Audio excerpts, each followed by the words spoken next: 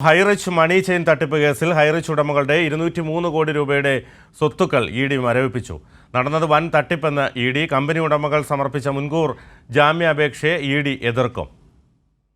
മണി chain മാതൃകയിൽ 1630 കോടിയുടെ വൻ തട്ടിപ്പ് ഹൈറിച്ച് കമ്പനി നടത്തിയെന്നാണ് റിപ്പോർട്ട്.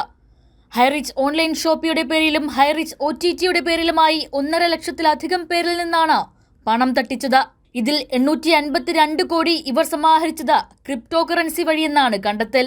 100 കോടിയോളം രൂപ ഹവാല ഇടപാടിലൂടെയും ക്രിപ്റ്റോ കറൻസിയിലൂടെയും വിദേശത്തേക്ക് കടത്തിയതായും കണ്ടെത്തിയിട്ടുണ്ട്. കമ്പനി ഉടമകളുടെ 203 കോടി രൂപയുടെ സ്വത്ത് ഇ.ഡി. മരവിപ്പിച്ചു. ഹൈറിച്ച് ഉടമകളായ പ്രതാപനും ഭാര്യ സീനയും PMLA കോടതിയിൽ സമർപ്പിച്ച മുൻകൂർ ജാമ്യാപേക്ഷയെ ഇ.ഡി. എതിർക്കും. ഇന്നലെ തൃശൂരിൽ ഹൈറിച്ച് ഓൺലൈൻ ഷോപ്പിയുടെ ഓഫീസുകളിലും ഉടമകളുടെ വീട്ടിലും ഇ.ഡി. റെയ്ഡ് നടത്തിയിരുന്നു. ഉടമകളെ അറസ്റ്റ് ചെയ്യാനും ഇ.ഡിക്ക് ലക്ഷ്യമുണ്ടായിരുന്നു.